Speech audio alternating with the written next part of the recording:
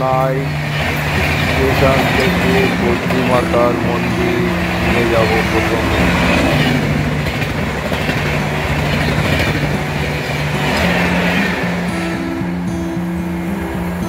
আজ আপনাদের জনাই নিয়ে যাব। জনাই নিয়ে গিয়ে মন্দির, কালী মন্দির, একটা হচ্ছে নৈটেশ্বরী আর একটা হচ্ছে জনাই থেকে যেতে হবে আপনার হচ্ছে কালীবাবুর বাজারে। এখানকার কালী খুব খ্যাত, আপনাদের চলুন দর্শন করাই। এই জনাই স্টেশন থেকেই আজ আপনাদের নিয়ে যাব বন্ধু। এই স্টেশন খুব খ্যাত, এই জনাই স্টেশন। এই হলো জনাই রোড। জনাই রোড হচ্ছে স্টেশন।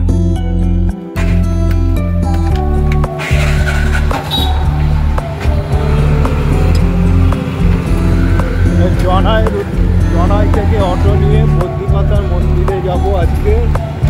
তা ষষ্ঠীতলায় নেবে, ওখান থেকে ডান হাতে গিয়ে কিছুটা হেঁটে বদ্রী মাতার মন্দিরে যাওয়া। জনাই থেকে অটো ধরে আজকে বদ্রী মাতার মন্দিরে যাবে। চলো, ষষ্ঠীতলায় নামতে হবে। হলো ষষ্ঠীতলা। জনাই থেকে এলাম আমি, অটো করে 10 টাকা ভাড়া নিল।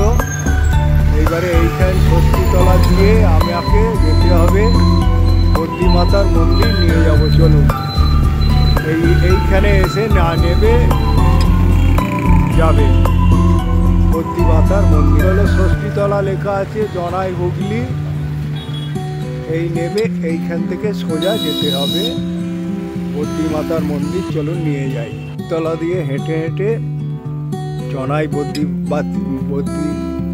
মাতার মন্দিরে যেতে হবে। এই হেঁটে আস্তে আস্তেই যে ষষ্ঠীতলা দিয়ে বদ্রী মা কালী ভাণ্ডার পাবে। বদ্রী মা কালী ভাণ্ডার এর বাদিকে হচ্ছে এই হলো মন্দির যাওয়ার রাস্তা। বন্ধু, আজ আপনাদের জনাই হয়ে ষষ্ঠীতলায় নেবে আমি বক্সার বদ্রী মাতার মন্দিরে নিয়ে এসেছি। চলুন, বক্সার বদ্রী মাতার মন্দির। যে বদ্রী মাতা বলা হচ্ছে কেন, এখানে মানুষ সুস্থ হয়ে যায়, এখানকার সেই সম্বন্ধে আজকে জানাবো। চলুন আজ বক্সা বদ্রী মাতার মন্দিরে নিয়ে যাই। জনাই স্টেশন থেকে আসবেন ষষ্ঠীতলা, 10 টাকা ভাড়া নেবে। ষষ্ঠীতলা থেকে এবারে নেবে ডান দিকে হয়ে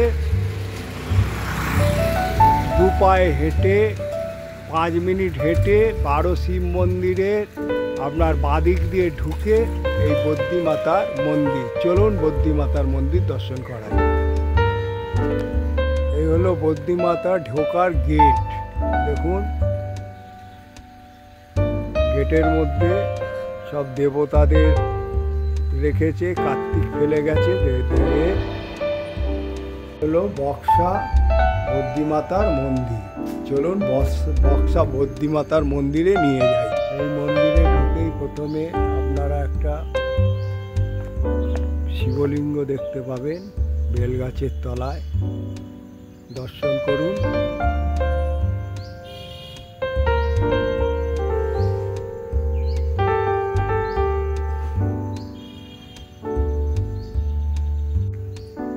মনোরম পরিবেশ, কত সুন্দর গাছপালা, নারকোল গাছ, কত রকমের গাছ এখানে বিরায় আছে। মন্দিরটা কত সুন্দর, বক্সার বদ্রী মাতার মন্দির প্রাঙ্গণ এটা। চলুন মন্দির প্রাঙ্গণটা দেখুন। আর এই মন্দির হচ্ছে চূড়া বিশিষ্ট মন্দির। তারপরে ঢুকেই এক বট গাছের তলায় গণেশ বাবাজি বিরাজ করছে দেখুন। তারপর এখানে দেখুন ধূপ, মোমবাতি, প্রদীপ জ্বালাবার কত সুন্দর একটা ব্যবস্থা আছে। পাথর দিয়ে কিভাবে গড়ে তুলেছে দেখুন। 1 2 3 বিশিষ্ট এই মন্দির, এই ধূপ রাখার জায়গা। এই হলো বদ্রী মাতার মন্দির, দেখুন দর্শন করুন। চূড়া বিশিষ্ট এবং একচালা টাইপের মন্দির গড়ে তুলেছে। চলুন মন্দির প্রাঙ্গণ, এখানে হোমকুণ্ড, এখানে হোমকুণ্ড দর্শন করুন। এই হলো নাট মন্দির বিশিষ্ট, দেখুন কত বড় নাট মন্দির। এখানেও ধূপ মোমবাতি দেওয়ার ব্যবস্থা রয়েছে। তারপর এখানে একটা মনসা গাছ বসানো হয়েছে আর তুলসী গাছ বসানো হয়েছে। কত সুন্দরভাবে রাধাকৃষ্ণ এবং গৌর নিতাইকে তুলে ধরা হয়েছে। দেখুন বসে ভক্তদের জায়গা, কত সুন্দর। হাড়ি কাঠ আছে, দেখুন এখানে বলি হয় হাড়ি কাঠে। এখানে শুনেছি রাত্রির বেলা কেউ থাকে না এই পুকুরে। মা নিজেই স্নান করে, মা নিজেই এই পুকুরে রাত্রির বেলা অনেক শোনা গিয়েছে ঝমঝম করে আওয়াজ হয়। সেই জন্য এখানে কেউ এই রাতের বেলায় থাকে না। আর এই পুকুর জনসাধারণের জন্য ইউজ হয় না, এই পুকুর শুধু মন্দিরের পারপাসে ইউজ হয়। কেন? মায়ের পুকুর, মাই এই পুকুর ব্যবহার করে। দেখুন মন্দিরটা চূড়া করেছে কীভাবে, 1 2 3 4, আর মধ্যিখানে একখানা বড় চূড়া বিশিষ্ট করে আর সমতল এই মন্দির এইভাবে গড়ে তুলেছে বদ্রী মাতার মন্দির। চলুন নিয়ে যাই।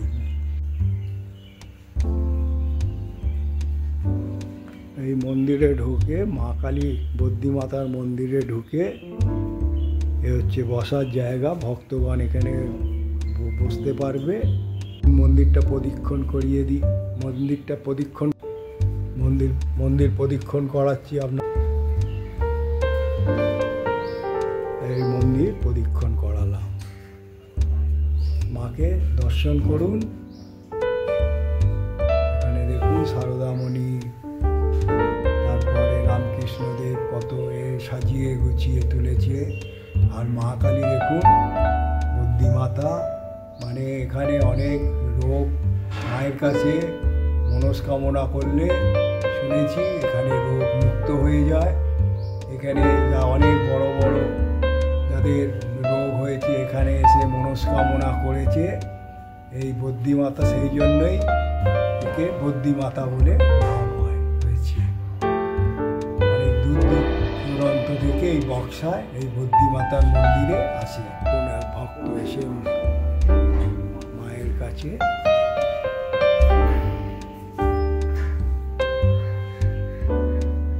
মনস্কামনা করছে। দেখুন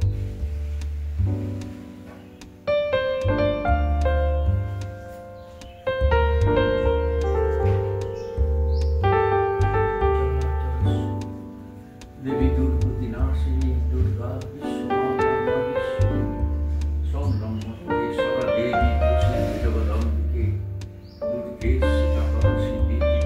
ভোগঘর। নমস্কার পণ্ডিত মশাই, আপনার নাম আর এই বদ্রী মাতা মন্দির সম্বন্ধে 2-4 কথা বলুন, যাতে লোকে জানতে পারে। আমি নেটে দেখেছি এবং অনেকে এখানে এসে অনেক কিছু উপকৃত হয়েছে।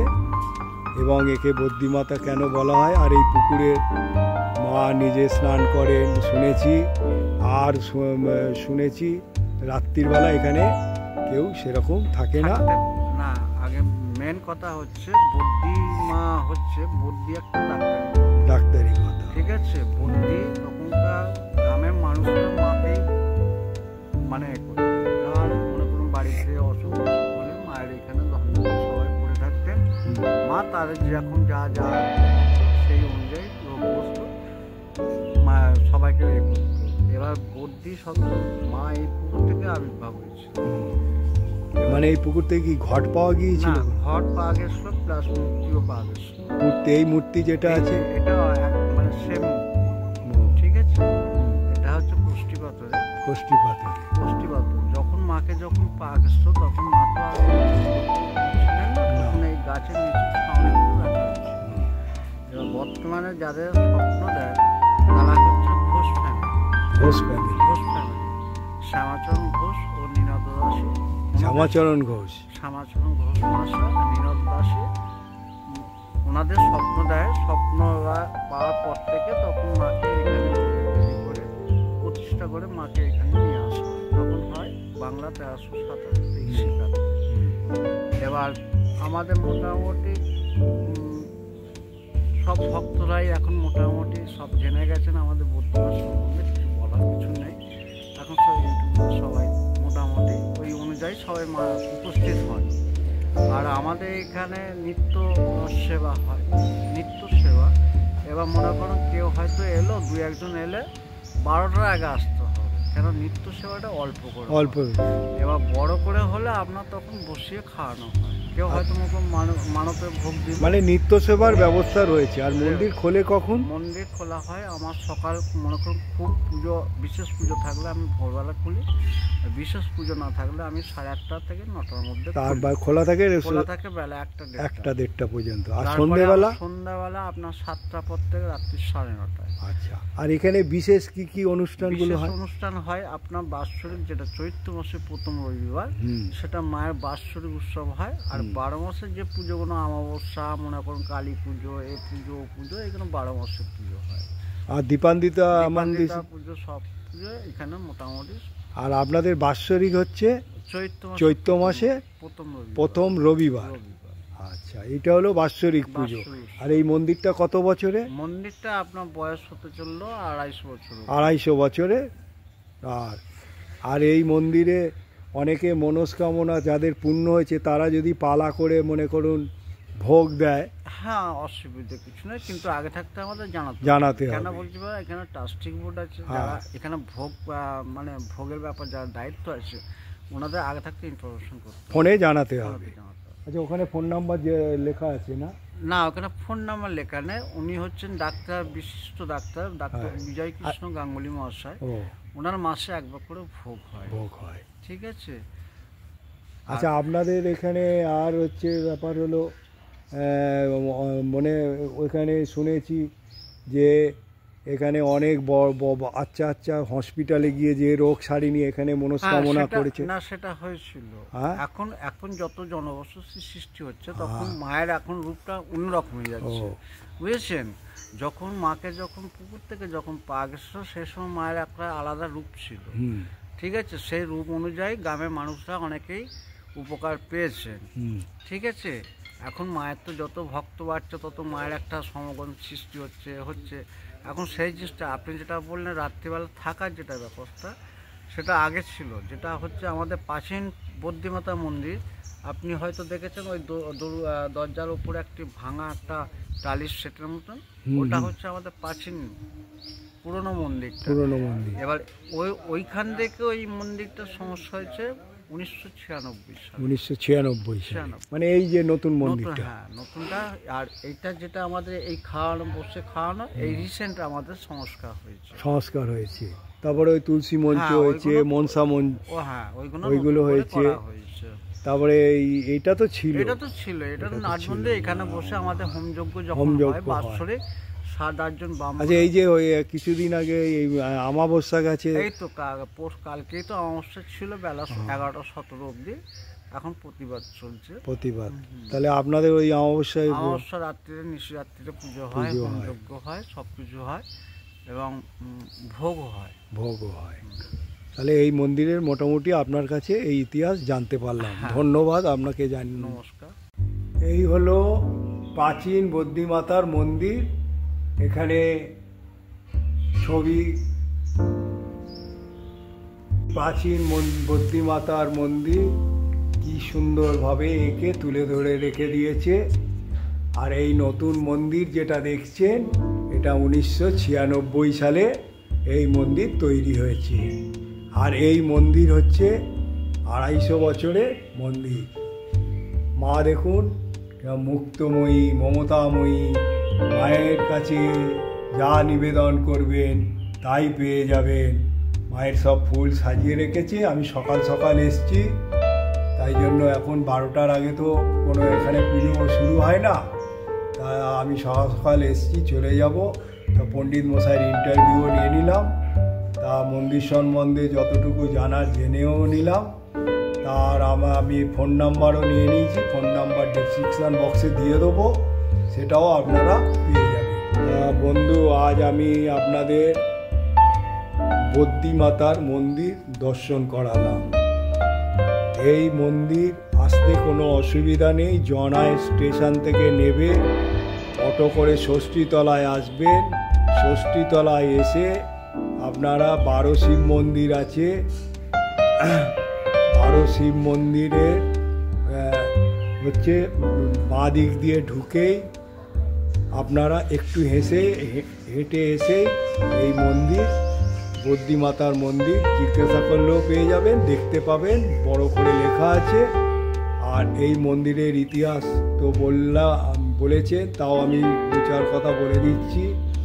এখানে কেন বদ্যি মাতা বলা হয়, আগেকার দিনে যেহেতু রোগ ভোগ তখন অত ডাক্তার ছিল না, এখানে মনস্কামনা করত এবং পালন করলে এখানে রোগ মুক্ত হতো। সেই থেকেই বদ্যি মাতা হয়ে এসছে। এখন জনগণ বেড়ে গেছে, অনেক হসপিটাল হয়েছে, তা এখনও অনেক লোক এই বদ্যি মাতার ভরসায় এখানে মানত করে এবং রোগ মুক্ত হয়। আর এখানের মা যেন কথা বলে, এমনই বদ্যি মাতা। সেই জন্য দূর দূরান্ত থেকে এই মায়ের কাছে আসে। তাই ব্লগটা মোটামুটি আমি যা জেনেছি এবং আপনাদের যা পণ্ডিত মশাই বলেছে সেটা পাবেন। তা আমি বলবো, এটা দেখার পর একটা লাইক করবেন, আর যত শেয়ার করবেন এরকম বয়স্ক লোক আরও যারা জানে না তারা জানতে পারবে।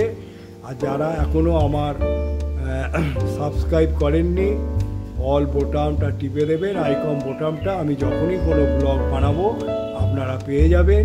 এখানে কিভাবে আসতে হয় সেটাও আপনাদের দেখিয়ে দিলাম, বলে দিলাম। তাই আমি জয় বদ্যি মাতা বলে আমি এখান থেকে আমার গন্তব্যস্থলে রওনা দেবো। জয় বদ্যি মাতা।